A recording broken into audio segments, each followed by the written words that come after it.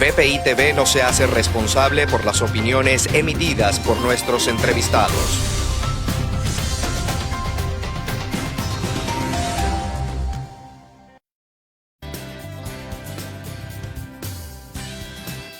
Con Perú. Allí se encuentra el analista político con quien vamos a conversar, José Telo, a raíz de lo que fue este proceso electoral realizado el día de ayer en este país, en Perú. Luego de los resultados de la OMPE, lo que se conoce como la OMPE, que es la Oficina Nacional de Procesos Electorales, pues al 50%, por lo menos es lo que tengo ahora. Si hay algo nuevo, por favor, José, actualízame. Las cifras oficiales indican que en el primer lugar pues sigue liderando este proceso electoral el candidato de Perú Libre, Pedro Castillo, con un 16,2%, seguido de Hernando de Soto, Rafael López Aliaga, Keiko Fujimori, Johnny Lescano, Verónica Mendoza, entre los más destacados. ¿Qué implica para Perú en este momento una elección muy reñida? Se veía así en las encuestas siempre, pero no imaginábamos que iba a ocurrir lo mismo ya en el proceso electoral como tal. José, buen día. Buen día. Ante todo, Sergio, estamos ante una situación bastante particular en el Perú porque existe mucho rechazo de la ciudadanía hacia el proceder de nuestra clase política en los últimos años. O sea, sé que en estos momentos hay muchos connacionales allá por los Estados Unidos, hay connacionales que están ahorita conectándose a través de las redes, del Instagram, pero queda claro ya que los últimos 5 años han sido bastante críticos en la política peruana y si bien hemos logrado cambios de poder entre 4 presidentes, ya a razón de una transición democrática dentro de lo que establece la Constitución, se ha percibido esa inestabilidad que genera un voto de protesta. Ese voto de protesta se queda claramente reflejado en la imagen de Castillo, como ocurrió, por ejemplo, con el voto de protesta con el FREPAP en las elecciones congresales extraordinarias del 2020, las cuales se dieron a consecuencia de una disolución del Parlamento peruano en el año 2019 por el entonces presidente Martín Vizcarra. Entonces, este es un voto de protesta porque este es un candidato que no estaba en el radar, no lo había visto nadie. Tuvo cierto crecimiento, resultaba interesante, pero que de ahí pasar a George Forsyth, a Johnny Lescano, pasar incluso a Rafael López Aliaga, que estaba con un buen performance, pues, con un discurso contestatario fuerte de derecha, pasar a Hernando de Soto, un conocido economista, y bueno, o sea, a su principal contendora, que es Verónica Mendoza, y digo principal contendora porque disputaba en el espacio de izquierda. Dicho sea de paso, Verónica Mendoza es la gran derrotada del día de ayer en las justas electorales, porque literalmente su proyecto se desinfla completamente y da paso a Castillo. A Castillo como el nuevo líder de la izquierda, por lo menos.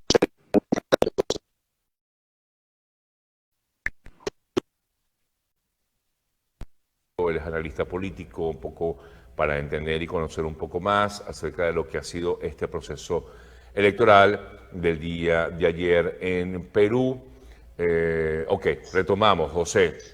Decías que Verónica Mendoza era la gran perdedora de este proceso, ya que entonces se erige Pedro Castillo como el gran...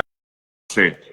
Decías que Verónica Mendoza era la gran perdedora de este proceso, ya que entonces se erige Pedro Castillo como el gran representante de la izquierda, pero nunca perfectamente pudiéramos entender que estuviera entre los primeros lugares, pero nunca el primer lugar. Lo que pasa es que había una movilidad del voto en blanco o nulo. Quedaba claro que para estas elecciones iba a haber mucho voto en blanco y nulo. Es un voto definitivamente de fastidio. El voto en blanco es un voto indeciso, no voy por ninguna opción, pero el voto nulo es un voto que contiene hasta el vicio. Una persona agarra una papeleta y escribe lo que se le ocurra de muy mala onda. Sabemos perfectamente lo del voto nulo. Ahora, quiero preguntarle, si hay varios candidatos, ¿qué ocurre? ¿Quiénes van a segunda vuelta? ¿Cómo se determina?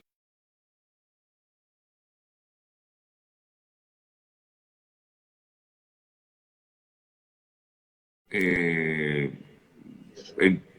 ¿cómo se determina quiénes son los que van a la segunda vuelta? Van los dos más votados, los que alcanzan la más alta votación en la primera vuelta, pero no logran superar el 50% del total de votos emitidos en las elecciones congresales. Exactamente. O sea, todavía no se puede definir que Castillo va a segunda vuelta todavía. No. Tiene amplias opciones de acuerdo a Ipsos Apoyo. A ver, tenemos el conteo oficial de la OMPE, que es un conteo que es el que vale finalmente, pero tenemos también un conteo rápido que ha hecho Ipsos Apoyo, Perú, que es una encuestadora bastante seria y que determinaría que el pase a segunda vuelta serían entre Castillo, con algo del 18% aproximadamente, y Keiko Fujimori bordeando el 15%. Ese es lo que se ha podido. ¿Serían los dos con mayor opción?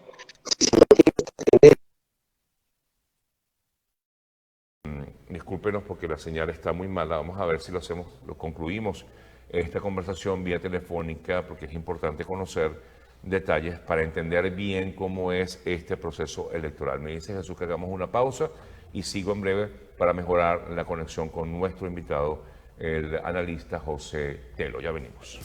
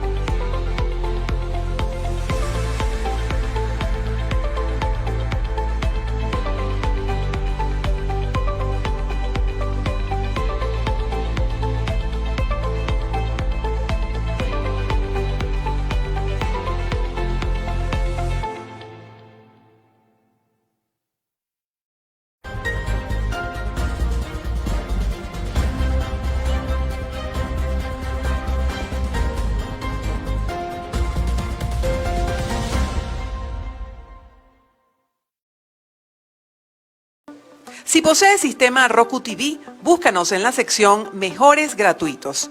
Haz clic sobre nuestro logo y descarga la aplicación para que puedas disfrutar de nuestra señal en vivo siempre.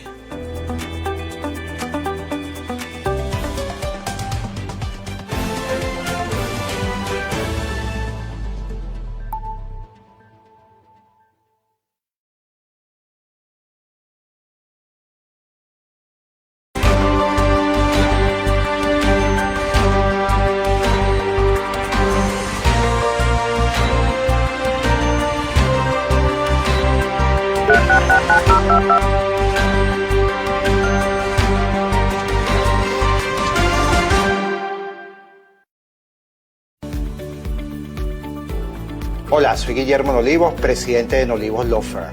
Nuestro equipo de especialistas están listos para presentarle una solución acertada con resultados efectivos para su caso migratorio. Con sedes en Nueva York y Miami, tenemos amplia experiencia en asilo, visas de inversionista, peticiones familiares, visas de empleo y representación ante la Corte Migratoria. Recuerda que tu futuro y el de tu familia dependen de una buena decisión que puedas tomar hoy.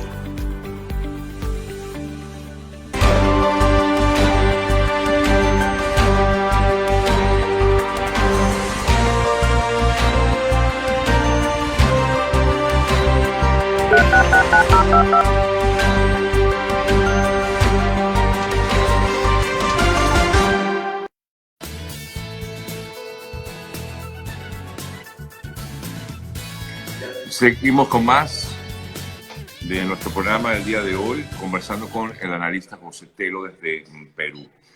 Un poco para entender mejor, disculpe José, según lo que veo, aquí estoy en la página de la Oficina Nacional de Procesos Electorales, la OMPE, y veo aquí que el más reciente resultado que ofrece habla de 55% de actas procesadas.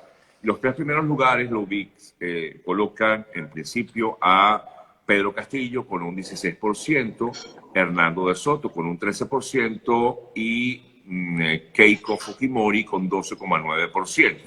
Ahora, usted me decía que era factible que las dos personas que irían a segunda vuelta serían Castillo y Fujimori. ¿Por qué? Si es que se mantiene la tendencia advertida por Ipsos Apoyo, con un conteo rápido que ha hecho Ipsos Apoyo, y que está obviamente ya a disposición en paralelo al conteo oficial, que es el que finalmente hay que tomar en cuenta. Ya. Estoy haciendo solamente el paralelo. Si se mantiene esa tendencia, irían ellos. Si se confirma con el conteo oficial, que es el único que tiene validez, o sea, no hay otro, pero sí hay una tendencia marcada y aparentemente, si bien en el conteo oficial aparecen Rafael López Aliaga y también Hernando de Soto por encima.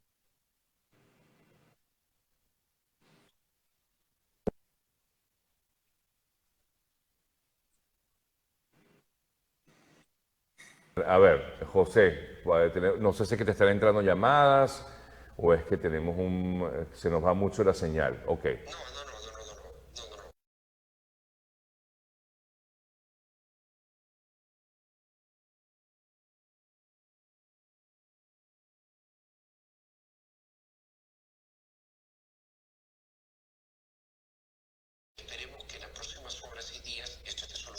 Que tomar en cuenta. Todavía no hay conteo oficial al 100%. Se está avanzando hacia el 50%. Y esperemos que en las próximas horas y días esto esté solucionado para de una vez disipar la duda de quiénes son los dos candidatos más votados que pasan a la segunda vuelta electoral. ¿No requieren de un porcentaje específico para determinar quién irá a esa segunda vuelta, José? No se requiere de eso. No se requiere de eso porque no se requiere una votación mínima. Claro. Lo importante es que los dos primeros son los que van y ya. Así es. Y hay algo importante. El nivel de ausentismo.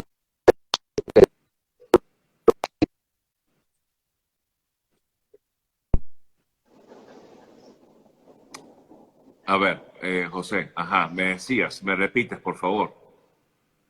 Sí, te decía de que la votación no es afectada por el ausentismo. Puede haber un enorme ausentismo, pero finalmente no afecta a la elección. Ahora, en este proceso, el ausentismo normalmente en las elecciones peruanas era de 20%. Se avisora que desea de un 30% por efectos de la pandemia. Pero igual, el resultado es válido con la cantidad de asistentes al proceso eleccionario y esperemos que se vaya pues ordenando para la segunda vuelta, donde se polarizan las dos opciones que pasan y definitivamente existe pues ya una mayor concentración del voto a favor de estas opciones, lo cual legitima la misma. Ahora, le pregunto como analista político, ya veríamos, por lo que se puede observar en las tendencias, la presencia entonces de esta izquierda radical compitiendo con algún representante de derecha o de centro derecha. ¿Le conviene en estos momentos a Perú la izquierda? La verdad, es complicada la propuesta de Castillo porque plantea un cambio de constitución y específicamente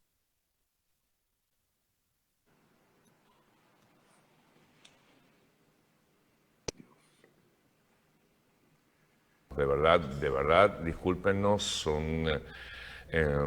a veces este tema tecnológico se nos escapa de las manos y es difícil poder pues manejarlo cuando sobre todo estamos al aire, pero bueno, es inevitable. Vamos a tratar de hacerlo vía telefónica y tratar de concluir nuestra conversación. Disculpen, vamos a tratar de concluir nuestra conversación con necesito Jesús. Vamos a tratar de concluir esta conversación vía telefónica con José Telo. José, discúlpanos, pero bueno, hemos tenido muchos problemas con la señal. Por supuesto. Ahora, lo que quería era saber un poco más acerca de lo que significaría la propuesta del candidato Castillo y lo que significaría o lo que representaría esto para el Perú. ¿Cómo lo ves como analista político, José?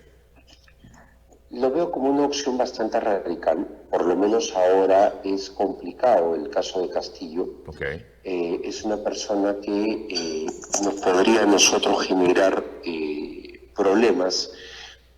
Un cambio drástico en una situación como la que vivimos, donde la economía está en una recesión bastante notoria por efecto de la pandemia, podría afectarnos. El discurso de Castillo ahuyenta las inversiones, es un discurso de impuesto para los ricos, de nacionalización, de mayor reparto de la riqueza hacia la población, pero no bajo un criterio técnico. Incluso en los debates se notaba esa falencia, sabía, o sea, mejor dicho, él decía lo que quería hacer, pero no sabía cómo hacerlo, y era notorio. Entonces yo creo que en una segunda vuelta él podría tener problemas y habría que ver cómo se va dando la solución propuesta también por el candidato que le haga frente, el candidato candidata, si es Keiko Fujimori, una candidata de derecha, o si es Hernando de Soto o Rafael López Aliaga, quienes tendrían la opción de competir contra él. Pero bueno, veamos cómo maneja también su campaña, porque recordemos que el presidente Ollanta tuvo cuestionamientos de su acercamiento incluso al chavismo, de su conducta de sus propuestas radicales en el tema económico, pero finalmente firmó la denominada hoja de ruta y el pueblo peruano le dio la presidencia contra Keiko Fujimori en el año 2011. Exactamente. O sea, tendremos que ver cómo se despliega la campaña de Castillo en los próximos días, pero si sigue en el tema del radicalismo, una propuesta, digamos, sin mucho sustento técnico, pero dura, que son incluso hasta muy populistas, pero sin un sentido práctico, porque se pueden proponer muchas cosas, pero hay que tener contenido cuando se administra un Estado. Entonces, esto sí le significaría, pues, contraproducente.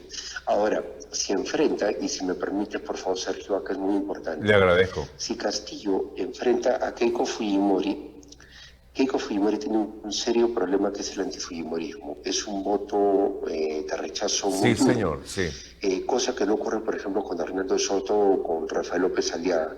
Entonces, habría que medir también esa variable, porque si él enfrenta a Keiko Fujimori, el antivoto fujimorista tendría que ser derrotado por el temor a una opción radical de Castillo. Claro. Eso sí hay que tenerlo bastante claro, porque el Perú es un país complejo y uno de los problemas más serios que se dio en nuestro país fue justamente esa polarización que generó el fujimorismo en los años 90 y que nos tiene marcados hasta el día de hoy políticamente hablando. Existe el fujimorismo y el antifujimorismo en este país. Claro, pudiera más el antifujimorismo que tener a alguien de izquierda en el poder, o sea que puede tener más fuerza ese antifujimorismo que pues permitir la entrada de la izquierda a Perú, que tiene varios años sin tener algún tipo de gobierno vinculado a la izquierda o al socialismo, como el que usted planteaba de Ollanta Humala. Ahora, claro.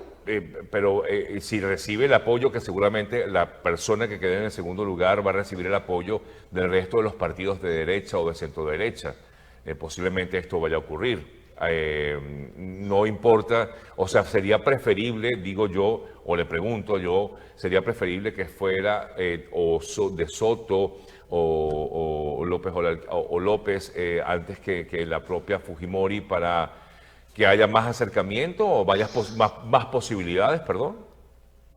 Sí, definitivamente esas dos opciones, como no tienen el antivoto del fujimorismo, serían opciones de mayor consenso, pero hay que reconocer algo también.